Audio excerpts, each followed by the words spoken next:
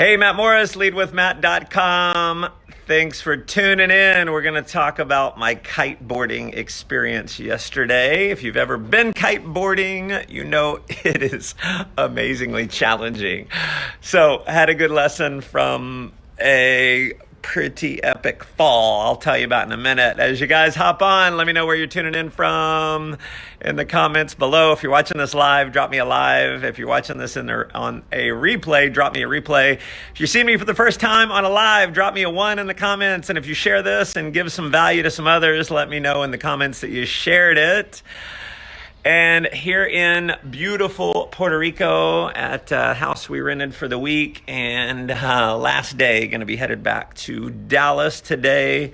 Definitely going to miss this place. We typically come here about once a year.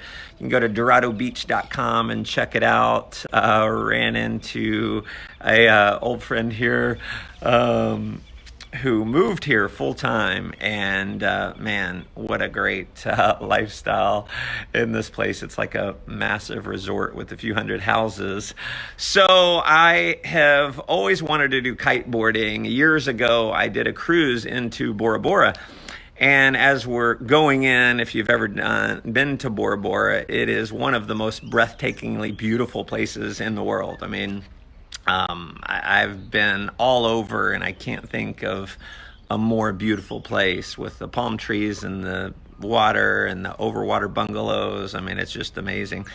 And so as the ship is coming in, I see this guy kiteboarding, and he's like flying along. He turns, and all of a sudden the board goes up like 30, 40 feet.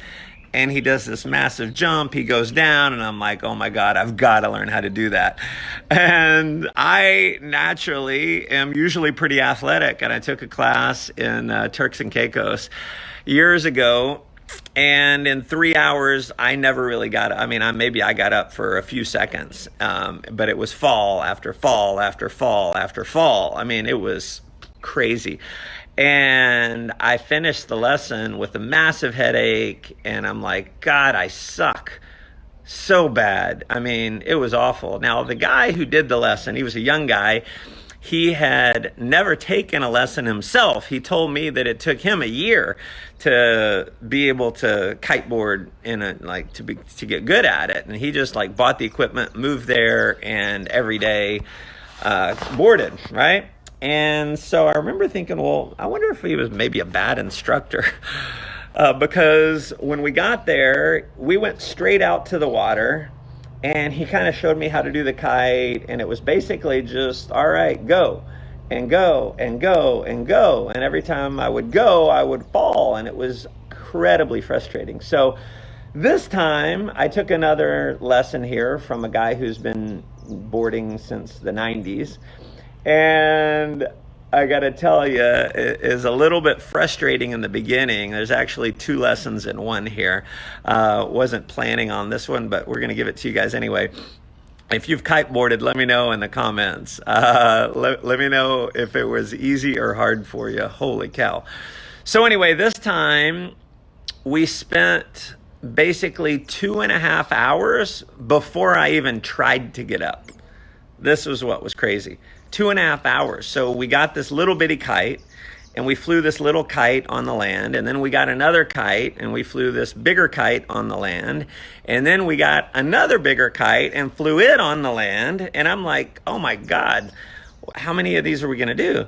And so we finally went out there, and we got in the water, and we flew the kite and flew the kite and flew the kite and did all these exercises with the kite. And I'm thinking in my head, I want to get up. I want to try to board, you know? I'm like, we're going so slow. And finally, it's time to do the board. Well, we get on the board. I'm 210 pounds. He doesn't realize it. And so we got to get another kite. So we go and get a bigger kite. We come back. And then it's time for me to go, right? So literally the first time I got up, and I went about, 10 yards, 10 or 15 yards. And I was like, holy shit, that was as far as I ever went in the 3-hour lesson that I did last time. And don't get me wrong, I fell a handful of times, but it was probably my, I don't know, 10th time, 12th time, something like that. I flew and I got up and I stayed up and I went about 150 yards. Now, here's the first lesson. I was so frustrated because I took so long preparing, so long doing the kite, so long getting the instructions. And it was a reminder for me that sometimes in life, you've got to go slow to go fast. So in the last lesson, in 3 hours, I just tried to get up right away and I never got up. I fell 100 times and it was so frustrating. I never could do it. And I was thinking it was me. Well, my instructor told me he said, if that was your experience, that wasn't you. That wasn't your fault. That was your instructor's fault.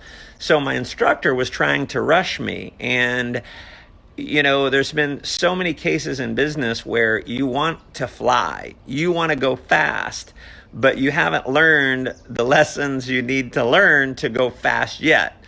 And I'm not saying success is like kiteboarding where you need to prepare forever. You need to take a ton of time learning. Most people take too long learning. But what happens is we get frustrated because we want to go fast now and we just can't go and we beat ourselves up. And so in network marketing specifically, I used to have a philosophy that if you enrolled enough people and they were going to do what they were going to do. So I would just enroll one after another, after another, after another. And I wouldn't meet with people. I would enroll them over the phone because it was more efficient. It was faster. I could enroll more people over the phone rather than driving around town, sitting at Starbucks, doing home meetings and all that crap, right? Now, what I learned is I went fast as far as enrolling people, but I got no duplication. So my group grew very slow, always very slow, because I wasn't taking the time to build relationships. I wasn't taking time to train the new people that I enrolled. So what I learned in our profession is sometimes, just like kiteboarding, you've got to go slow to go fast. You want to make sure you're doing the right things, not just the fast things. See, if you're an aggressive personality, an A-type, a red, whatever it may be, a shark, then you want to go fast as possible. And sometimes we don't think about how important it is not just to go fast, but to do the right thing. And the right thing is building a solid relationship. It's making sure someone understands what they're getting involved in, making sure someone understands what they need to be doing, and not just leaving people on their own to go out and produce and throwing enough mud up against a wall to see what sticks. If this makes sense, let me know in the comments. So the other lesson, now here's what happened next. So I got up, and finally I would get up and fall. Well, finally, it was kind of nearing the end of my lesson, and I had never gone more than, 15, 20 yards. And this time I got up and I stayed up and I was flying. I mean, my kite had caught the wind. I got the balance on the board. It was freaking phenomenal. Like, I'm so excited. I'm flying, right? And for the first time, for any distance, I'm going, right? And man, I'm holding the kite, I'm flying along, and I notice I keep getting closer and closer and closer to the beach. Well, obviously, you can't just like surf on the beach itself, and I'm trying to steer it away, but I don't really know how. And in my excitement, I forget that I can just let go of the kite and it'll come down. I forget everything because I'm having so much fun, and I'm flying. And then I finally get onto the beach. My board hits the beach. I fall like crazy. I'm tumbling. The kite's pulling me. I've got my kneecap. Looks like I've got 2 kneecaps here. Hugely swollen. It actually, got my knee here, burned off the hair on my knee. I don't know if you can see that. My back is all bruised. My neck is sore. My elbow hurts. I mean, I'm hurt all over. And so this is lesson 2, is sometimes in life, sometimes in business, you're going to fall and it is going to fucking hurt. I mean, I laid there. Thank God my kids had gone, and my mom had gone back to the house, because had they seen me, they would have freaked out, because I tumbled a bunch of times and then I just laid there because I'm thinking something's broken. And I'm like, all right, I can wiggle my toes, I can move my fingers, I can move my head, but I'm so winded I can't actually get up. I mean, I'm just like laying there. Of course, my instructor is running from 150 yards away. He's like sprinting to come get me. I can't see that he's sprinting. And for a while, I finally turn my head and I see him. Someone else is coming on a golf cart, and it hurt. It really hurt. And there's been a lot of times in business where I have fallen, and it may not have been a physical pain, it was an emotional pain. And here's what I've learned when it comes to physical pain. Now, when you have a physical pain, like I have now, I can either get upset about that. I can beat myself up over the fact that I was so stupid that I flew into the beach, which obviously you shouldn't do, and I can beat myself up. And what happens is you have emotional pain, then you have emotional pain and physical pain. Okay, so what I have chosen to do, even right after that, is to say, you know what, it was totally worth it for the ride. And my wounds will heal, and I'm not going to be upset about the fall. I'm not going to be upset about being injured, because that robs me of the joy that I actually had in the boarding, right?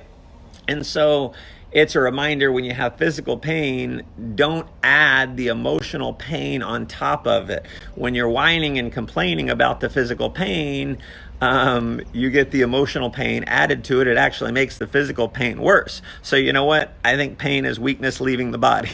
So like, it happened, we're gonna move on. I can't wait to kiteboard again and not fall on the beach. But how does that relate to business? Well, you're going to fail in business. If you haven't failed in business yet, realize it's coming. You're going to have challenges at some point. And what happens is, when you have the challenges, you double up the pain if you beat yourself up about it. I'm not saying you got to blame other people. That's not it at all. Nothing gets solved. You never get better by blaming anyone else. But it also means that you don't have to beat yourself up. You realize it's all part of the game. It's part of the learning process. And if you can avoid doubling up on the emotional pain, you're going to be able to move forward much, much faster than if you sit around and just continue to beat yourself up. So that's my lesson from kiteboarding. My phone is going a little haywire. Hopefully you guys are still with me. Listen, if you want some advanced training on leadership, feel free to hop over to leadwithmatt.com. And I've got some strategies there on becoming a powerful leader, recruiting powerful leaders. Love to hear what your biggest takeaway was out of this in the comments below. Appreciate you guys tuning in. If you feel like this can add some value to some others, feel free to share it. Let me know in the comments that you shared it, and let's go make life an adventure. Take care.